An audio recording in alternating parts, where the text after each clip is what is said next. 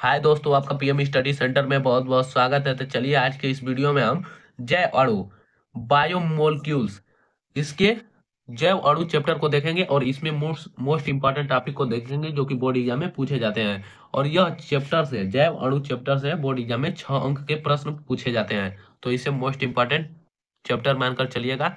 तो चलिए आज के इस वीडियो को शुरू करते हैं और इसमें हम very very most important topic को देखेंगे, जिसमें हम मुख्य रूप से कार्बोहाइड्रेट, ग्लूकोज, ग्लूकोज की संरचना, उपयोग, और यहाँ पर हम प्रोटीन, प्रोटीन किसे कहते हैं, उसका उपयोग क्या होता है, उसका शरीर में हमारे लिए क्या उपयोग होता है, नाइट्रिक अम्ल किसे कहते हैं, डीएनए क्या होता है, आरएनए क्या होता है, डीएनए आरएनए में अंतर, और यहाँ पर मुख्य रूप से डीएनए फिंगर प्रिंटिंग क्या होता है और इसका उपयोग क्या किया जाता है, और फ्रैक्टोज क्या होता है। इन सभी मुख्य रूप से टॉपिकों का हम इस वीडियो में चर्चा करेंगे। तो चलिए आज के इस वीडियो को हम शुरू करते हैं। तो सबसे पहला हमारा टॉपिक रहा इस चैप्टर का कार्बोहाइड्रेट। कार्बोहाइड्रेट क्या होता है और यह हमारे शरीर में किस प्रकार कार्य करता है। तो कार्बोहाइड्रेट, कार्बोहाइड्रेट प्राकृतिक रूप में पाए जाने वाला पदार्थ है तथा हमारे शरीर के लिए ऊर्जा का मुख्य स्रोत है। तो कार्बोहाइड्रेट प्राकृतिक रूप में पाए जाने वाला पदार्थ तथा हमारे शरीर के लिए एक ऊर्जा ऊर्जा का मुख्य स्रोत है। तो कार्बोहाइड्रेट से हमारे शरीर में तुरंत एनर्जी मिलती है। तो कार्बोहाइड्रेट का मुख्य स्रोत दूध, गन्ना, चुकंदर, आम, आलू, गाजर, अंगूर, चावल, जौ, मक्का आदि होते हैं। तो कार्बोहाइड्रेट का मुख्य स्रोत क्या है? तो दूध, गन्ना, चुकंदर, आम, आलू, गाजर, अंगूर, चावल, जौ, मक्का आदि सब हमारे कार्बोहाइड्रेट के मुख्य स्रोत हैं। पौधों में कार्बोहाइड्रेट प्रकाश संश्लेषण के फलस्वरूप निर्मित होता है। कार्बोहाइड्रेट का सामान्य सूत्र CxH2O/Y तथा सरलतम सूत्र CH2O होता है। यहाँ पर एक समीकरण भी दिया गया है कि कैसे यहाँ पर हमारा कार्बोहाइड्रेट प्राप्त होता है। तो कार्बोहाइड्रेट क्या होता है? कार्बोहाइड्रेट से तुरंत एनर्जी मिलती है हमारे शरीर को। और कार्बोहाइड्रेट का मुख्य स्रोत यहाँ पर दूध, गन्ना, चुकंदर, आम, और यहाँ पर चावल, गेहूं, जौ, मक्का, ये सब हमारे कार्बोहाइड्रेट के मुख्य स्रोत हैं। और पेड़ पौधे अपना जो होता है कार्बोहाइड्रेट, वह सूर्य के प्रकाश के द्वारा अपने से स्वयं निर्मित करते हैं। और कार्बोहाइड्रेट का सामान्य सूत्र CxH2O/Y होता है और सरलतम सूत्र CH2O होता है। यहाँ पर देखिए, यहाँ पर दिया गया है कि जो पौधे होते हैं वो CO2, कार्बन डाइऑक्साइड और प्लस जल की उपस्थिति में, सूर्य की उपस्थिति में क्लोरोफिल की सहायता से अपना कार्बोहाइड्रेट प्राप्त करते हैं, और जबकि यहाँ पर ऑक्सीजन छोड़ते हैं। तो कार्बोहाइड्रेट ये रहा है, और इस यह हमारे बोर्ड एग्जाम में कार्बोहाइड्रेट 3 अंक में पूछा जाता है। तो ये रहा कार्बोहाइड्रेट। चलिए इस चैप्टर के अगले टॉपिक को शुरू करते हैं। तो ग्लूकोज, अगला टॉपिक है हमारा ग्लूकोज। ग्लूकोज, ग्लूकोज किसे कहते हैं, क्या होता है, इसकी संरचना सूत्र क्या होता है, अणु सूत्र क्या होता है, चलिए आज की इस जैव अणु वाले चैप्टर में देखेंगे। तो ग्लूकोज, ग्लूकोज का सबसे पहले अणु सूत्र C6H12O6 होता है। C6H12O6 ये हमारा ग्लूकोज का अणु सूत्र होता है। संरचना सूत्र या तो इस प्रकार लिख सकते हैं CHO बॉन्ड CHOH का होल 4 और यहाँ पर CH2OH, ये हमारा संरचना सूत्र है। या हम इसे इस प्रकार लिख सकते हैं CHO बॉन्ड C, एक तरफ H और जबकि दूसरी तरफ OH, फिर बॉन्ड C, एक तरफ OH और एक तरफ H, बॉन्ड फिर C और यहाँ पर H और एक तरफ OH, और बॉन्ड CHOH और बॉन्ड CH2OH। इस प्रकार हमारे इस संरचना सूत्र में 6 कार्बन और यहाँ पर 12 हाइड्रोजन गिनेंगे तो, और 6 ऑक्सीजन मौजूद है। अतः यह हमारा ग्लूकोज का संरचना सूत्र है। और इस प्रकार के संरचना को हम यहाँ पर डी ग्लूकोज कहते हैं। इसका नाम डी ग्लूकोज होता है। इसे D+ से प्रदर्शित करते हैं। तो डी ग्लूकोज की संरचना क्या होती है कि यहाँ पर सबसे पहले ऊपर CHO बॉन्ड रहेगा और नीचे CH2OH रहेगा, और इसमें 6 कार्बन उपस्थित रहेंगे। एक तरफ हाइड्रोजन रहेगा LHS में, अर्थात बाएं पक्ष में LHS और दाहिने पक्ष में, बाएं पक्ष में हाइड्रोजन और दाएं पक्ष में हाइड्रोक्साइड। इसके ठीक विपरीत नीचे वाले स्टेप में कार्बन से जुड़े हुए यहाँ पर बाईं पक्ष में हाइड्रोक्साइड जबकि दाईं पक्ष में हाइड्रोजन, और इसके नीचे हाइड्रोजन से जुड़े हुए यहाँ पर हाइड्रोजन और ऑक्सीजन ये दोनों वाला हमारा नीचे वाला ये समान रहेगा, एच एच और इधर ओ एच ओ एच, तो ये हमारा डी ग्लूकोज कहा जाएगा। और एक होता है यल ग्लूकोज, तो यल ग्लूकोज किसे कहते हैं? या तो हमारा ग्लूकोज का संरचना ये होगा, या ग्लूकोज का संरचना C H O bond C, और एक तरफ एच, एक तरफ पीएच रहेगा और एक तरफ ओ एच रहेगा, ओ एच रहेगा, तो ओ एच। अब देखिए यहाँ पर हमारा ये नीचे वाला दो स्टेप सी से जुड़े हुए हाइड्रोजन और हाइड्रोक्साइड दाएं पक्ष में भी समान है और बाएं पक्ष में भी समान है। तो यदि यहाँ पर एच के नीचे ओ एच हो जाए और यहाँ पर ओ एच के नीचे एच हो जाए, तो इस प्रकार के हमारे जो संरचना होती है वो यल ग्लूकोज की होती है। तो इस प्रकार ओ एच और इधर बॉन्ड एच, बॉन्ड सी, नीचे हमारा यहाँ पर सी से जुड़ा हुआ यहाँ पर रहेगा। देखिए यहाँ पर C H O bond C से जुड़ा तो एक हाइड्रोजन एक हाइड्रोक्साइड, और यहाँ पर सी से जुड़ा एक हाइड्रोक्साइड और एक हाइड्रोजन। इसी प्रकार यहाँ पर भी सी से जुड़ गया यहाँ पर, तो एक हाइड्रोजन और एक हाइड्रोक्साइड। इसी प्रकार एक और जुटेगा सी से, तो ये हमारा ओ एच और ये एच, और नीचे C H two O H. ये हमारा क्या आएगा? यल ग्लूकोज, यल ग्लूकोज।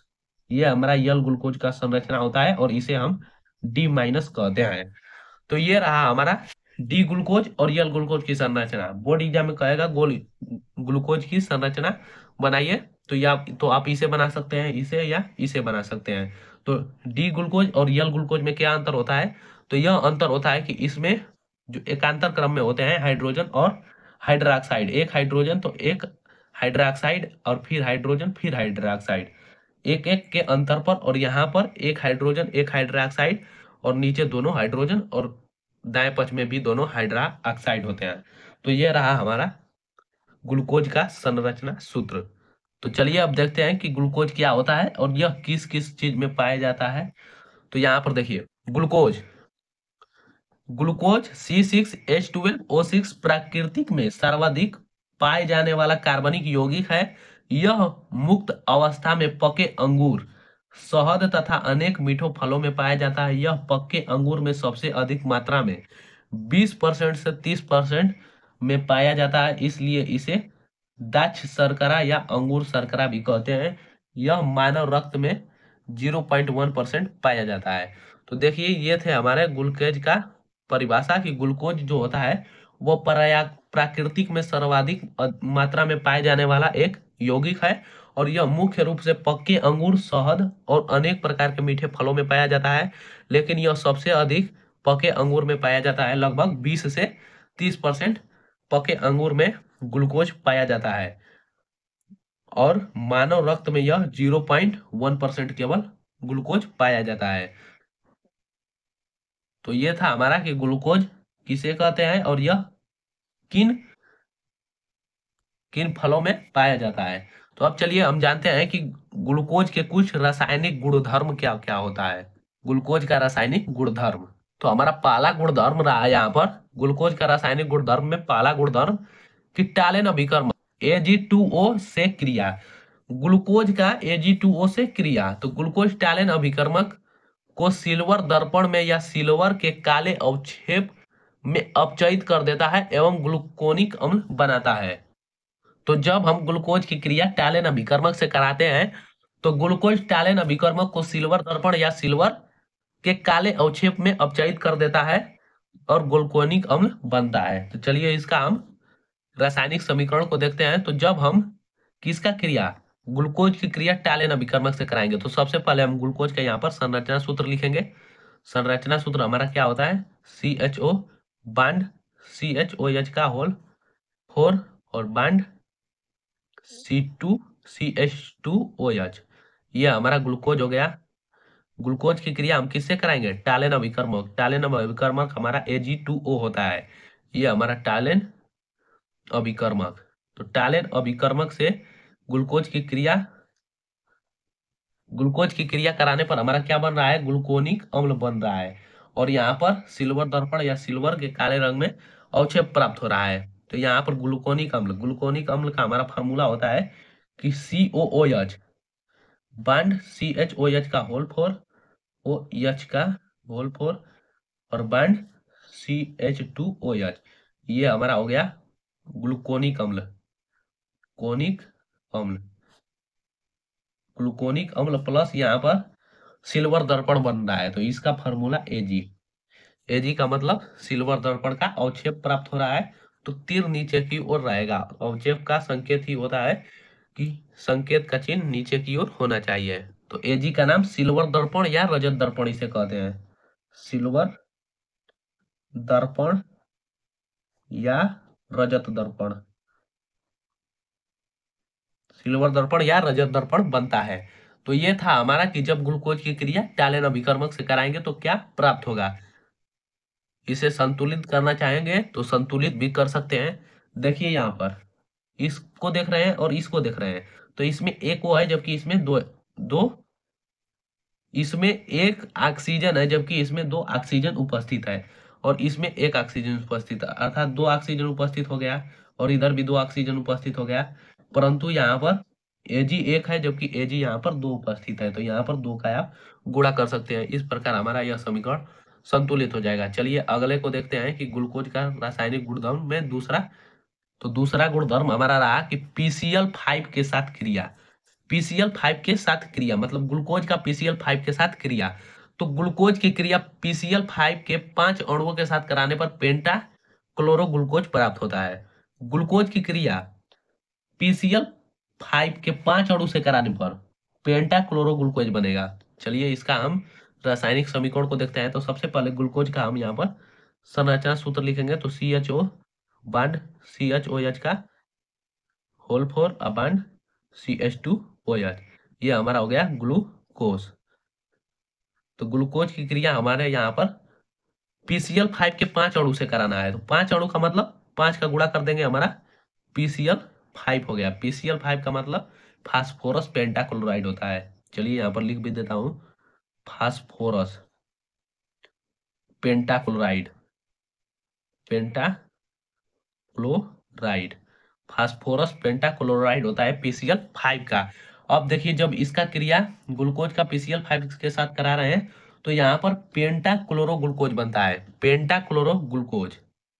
तो पेंटा क्लोरो ग्लूकोज का सूत्र हो जाएगा, यहाँ पर ग्लूकोज आ रहा है इसमें, तो ग्लूकोज आ रहा है और क्लोरो आ रहा है, तो बॉन्ड CHOH का होल 4 यहाँ पर, अब बॉन्ड हमारा CH2Cl हो जाएगा। CH2Cl यह हमारा फास्फोरस पेंटाक्लोराइड, इसका नाम हो जाएगा पेंटाक्लोराइड ग्लूकोज, पेंटाक्लोराइड राइड, और ये हमारा ग्लूकोज, पेंटाक्लोराइड ग्लूकोज हो गया। पेंटाक्लोराइड ग्लूकोज प्लस POCl3 हमारा बनेगा POCl3 प्लस HCl। HCl का मतलब हाइड्रोजन क्लोराइड, हाइड्रोलिक क्लोराइड होता है। तो POCl3 का मतलब फास्फोरस डाइऑक्सी ट्राइक्लोरीन होता है यह POCl3। तो इसका हमारा हो जाएगा नाम, इसका क्या नाम हो जाएगा, phosphorus, phosphorus, phosphorus, phosphorus dioxy, dioxy trichloride, trichloride. POCl3 का मतलब फास्फोरस डाई ऑक्सी ट्राइक्लोराइड हो जाएगा। तो ये था हमारा कि ग्लूकोज की PCl5 के साथ अभिक्रिया कराने पर क्या प्राप्त होगा। तो ग्लूकोज की जब हम क्रिया PCl5 के 5 अणुओं से कराएंगे तो हमारा फास्फोरस पेंटाक्लोराइड, पेंटाक्लोराइड ग्लूकोज बनेगा, और फास्फोरस डाई ऑक्सी ट्राइक्लोराइड के साथ साथ हमारा हाइड्रोलिक क्लोराइड भी बनेगा। तो ये था हमारा ग्लूकोज का रासायनिक गुणधर्म। अब चलिए ग्लूकोज के उपयोग को देखते हैं। ग्लूकोज का उपयोग, तो ग्लूकोज का पहला उपयोग है कि ग्लूकोज का प्रमुख उपयोग औषधि के रूप में होता है। सबसे पहला उपयोग है कि इसका उपयोग जो होता है औषधि के रूप में होता है। दूसरा है कि एथिल अल्कोहल के निर्माण में ग्लूकोज का उपयोग किया जाता है। तीसरा है कि ऑक्सिम सैकरिक अम्ल के निर्माण में ग्लूकोज का उपयोग किया जाता है। फलों के परीक्षण में एवं मुरब्बे बनाने में ग्लूकोज का प्रयोग किया जाता है। विटामिन C के औद्योगिक संश्लेषण में प्रयोग होता है ग्लूकोज के ग्लूकोज का प्रयोग होता है विटामिन सी के औद्योगिक संश्लेषण में। चलिए, ये था हमारा ग्लूकोज, ग्लूकोज का रासायनिक गुणधर्म, संरचना तथा ग्लूकोज का उपयोग। चलिए अगले प्रश्न को देखते हैं, अगले टॉपिक को। तो अगला हमारा यहाँ पर टॉपिक रहा, प्रोटीन क्या है। प्रोटीन क्या है, इसके मुख्य स्रोत एवं तत्व तथा उपयोग लिखिए। यह भी क्वेश्चन हमारा very very most important question है, और यह बोर्ड एग्जाम में 4 अंक में पूछा जाता है। यह क्वेश्चन बोर्ड एग्जाम में 4 अंक में पूछा जाता है, तो इसे मोस्ट इंपॉर्टेंट मानकर चलिएगा, क्योंकि ये जो अणु से अधिक बार प्रश्न बोर्ड एग्जाम में पूछा जा चुका है। तो चलिए देखते हैं प्रोटीन क्या है, इसके मुख्य स्रोत, तत्व एवं उपयोग। तो सबसे पहले प्रोटीन। प्रोटीन प्रोटीन नाइट्रोजन युक्त एक जटिल कार्बनिक यौगिक होते हैं। ये शरीर में के वृद्धि के लिए बहुत आवश्यक पदार्थ हैं। जो प्रोटीन होता है वो किसी भी व्यक्ति हो या जंतु हो, उसके शरीर के विकास के लिए यह एक महत्वपूर्ण अवयव है। शरीर के में वृद्धि के लिए एक आवश्यक पदार्थ है, और यह हमारे शरीर में ऊतकों का निर्माण बहुत तेजी से करता है, ऊतकों का निर्माण करता है, और पुराने ऊतकों की टूट फूट को ठीक करता है। जो प्रोटीन होता है वो हमारे शरीर के वृद्धि के लिए बहुत आवश्यक होता है, और यह हमारे शरीर के ऊतकों का निर्माण करता है, और जो शरीर में ऊतक टूट फूट गए हैं उनको ठीक करता है, उनकी मरम्मत करता है। प्रोटीन हमारे जीवन के ऊतकों प्रोटीन हमारे ऊतकों के लिए, ये जीवन के नहीं रहेगा यहाँ पर, प्रोटीन हमारे ऊतकों के लिए बहुत आवश्यक है। जो प्रोटीन होता है वो ऊतक के लिए बहुत आवश्यक होता है, जो शरीर को ऊर्जा प्रदान करता है। प्रोटीन शरीर को ऊर्जा प्रदान करता है, परंतु यह केवल कार्बोहाइड्रेट एवं वसा के अनुपस्थिति में होता है। ये हमारे शरीर में पाए जाने वाले रक्त आदि द्रवों के पीएच मान को ठीक रखता है। प्रोटीन वनस्पति तथा जंतु दोनों में प्रचुर मात्रा में पाया जाता है, और जल अपघटन पर अल्फा एमिन अम्ल देते हैं। ये सभी जीव जंतुओं के शरीर का लगभग 19% भाग प्रोटीन का होता है। जो जीव जंतु होते हैं, जीव जंतु या मनुष्य, तो उनका जो शरीर होता है, तो शरीर का लगभग 19% भाग प्रोटीन का ही बना होता है। और प्रोटीन हमारे शरीर को ऊर्जा प्रदान करता है, और यह कार्बोहाइड्रेट एवं वसा के उपस्थिति में कार्य करता है, और यह हमारे शरीर के रक्त का पीएच मान को एकदम फिट रखता है। और जंतुओं तथा वनस्पतियों में यह प्रचुर मात्रा में पाया जाता है, और यह हमारे शरीर का 19% भाग केवल प्रोटीन से ही बना होता है। तो ये था हमारा प्रोटीन क्या है। चलिए अब देखते हैं प्रोटीन के मुख्य स्रोत को। तो यहाँ पर हमारा रहा कि प्रोटीन का मुख्य स्रोत। तो प्रोटीन का मुख्य स्रोत दूध, दही, दूध, अंडा, दाल, मछली, मांस, सोयाबीन आदि, ये सभी हमारे प्रोटीन होता है। सबसे अधिक प्रोटीन हमारे सोयाबीन में पाया जाता है, सोयाबीन, इसे याद रखिएगा। तो प्रोटीन का मुख्य स्रोत दूध, अंडा, दाल, मछली, मांस, सोयाबीन आदि सब हमारे प्रोटीन के मुख्य स्रोत है। प्रोटीन के क्या क्या तत्व हैं, चलिए आइए उसे देखते हैं। तो प्रोटीन के तत्व, प्रोटीन के मुख्य तत्व carbon, oxygen, nitrogen, hydrogen, sulphur आदि होते हैं। तो प्रोटीन के मुख्य तत्व हमारे carbon, oxygen, nitrogen, hydrogen, sulphur, ये सब हमारे प्रोटीन के मुख्य तत्व हैं। चलिए अगले टॉपिक को देखते हैं, जो कि हमारा प्रोटीन का उपयोग है। प्रोटीन का उपयोग, यूज ऑफ प्रोटीन। तो पहला इसमें हमारा हेडिंग है कि आहार के रूप में, यह भोजन का आवश्यक अंग है, जैसे कि अंडा, मांस, दाल, मछली आदि। तो देखिए, आहार के रूप में मतलब भोजन सामग्री के रूप में हमारा प्रोटीन, अंडा, मांस, दाल, मछली आदि सब में प्रोटीन पाया जाता है, और ये सब प्रोटीन के मुख्य स्रोत भी हैं। दूसरा हमारा हेडिंग रहा कि एंजाइम, एंजाइम के रूप में भी प्रोटीन का उपयोग हो जाता है। तो समस्त एंजाइम हमारा एक प्रकार का प्रोटीन ही है। जो भी एंजाइम है वो प्रोटीन का कार्य करती है।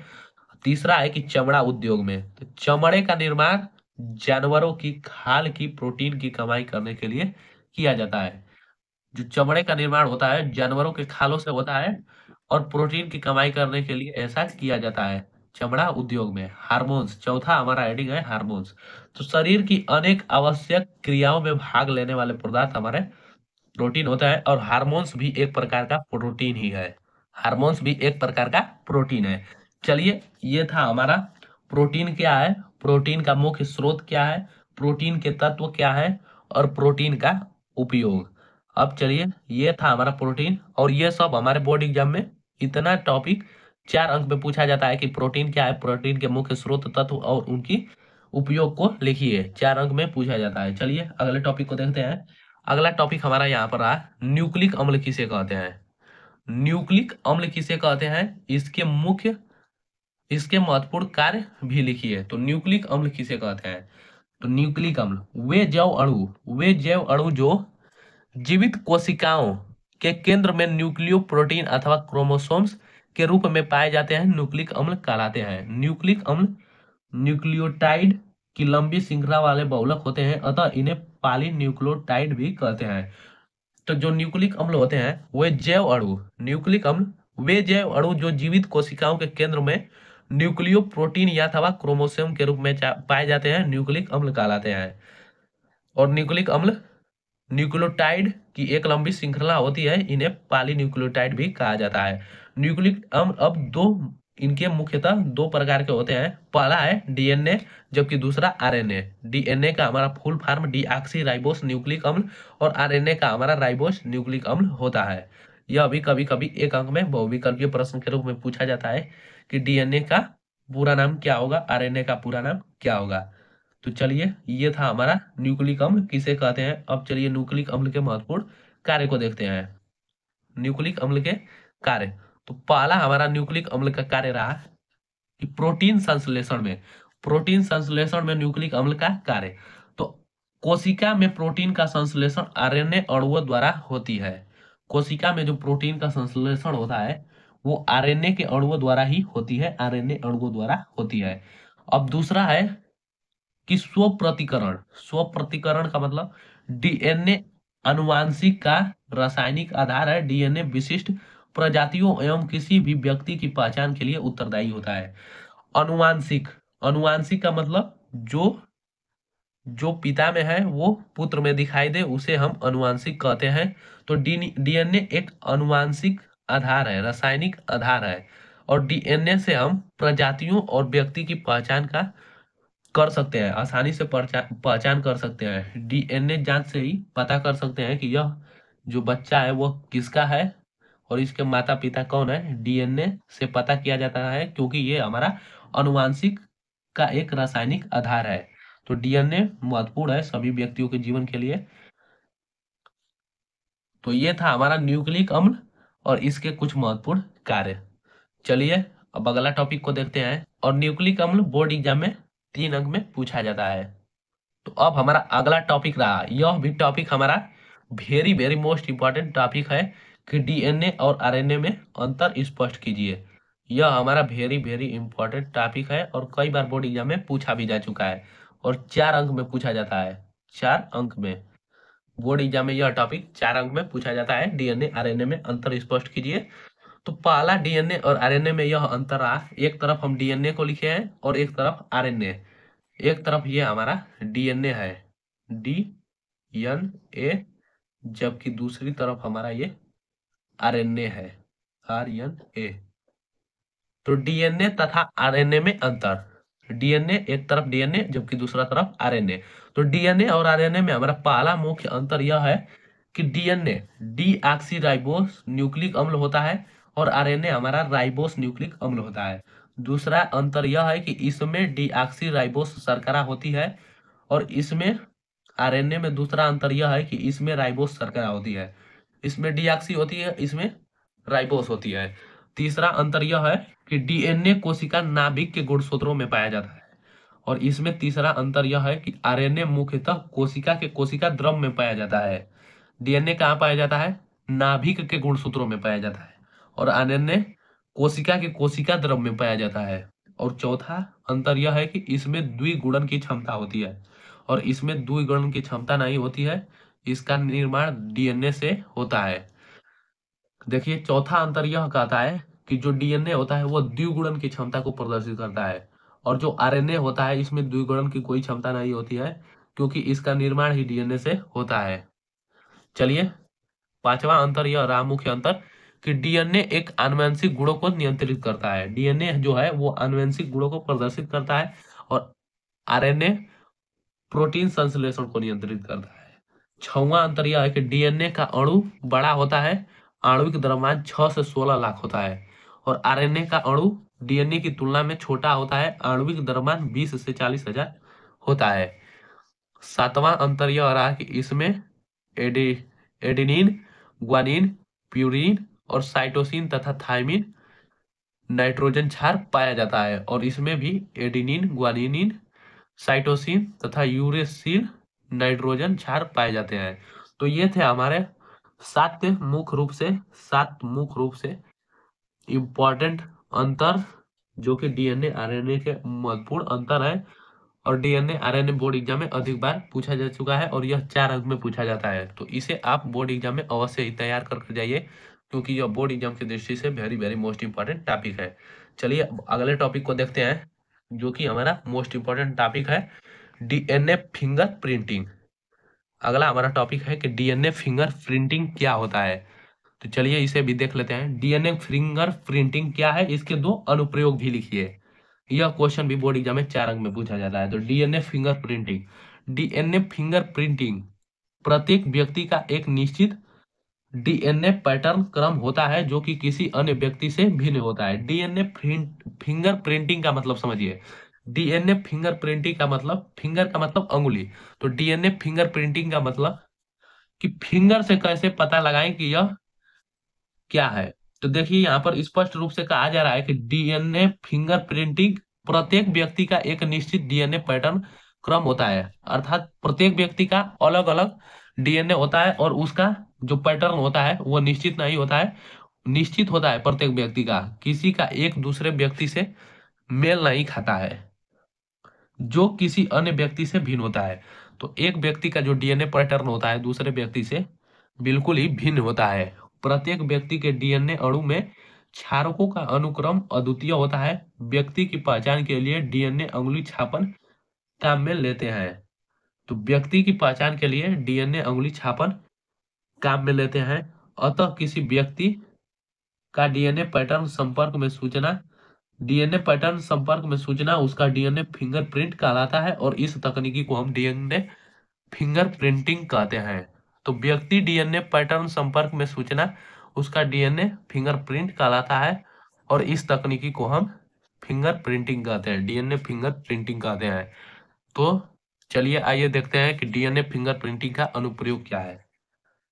पहला अनुप्रयोग यह है कि अपराधी का दोष सिद्ध करने में डीएनए फिंगर प्रिंटिंग का मदद लिया जाता है, सहायता लिया जाता है। और दूसरा है कि भूकंप, बाढ़ आदि महाविपत्तियों द्वारा मारे गए व्यक्तियों की पहचान करने के लिए डीएनए फिंगर प्रिंटिंग का प्रयोग किया जाता है।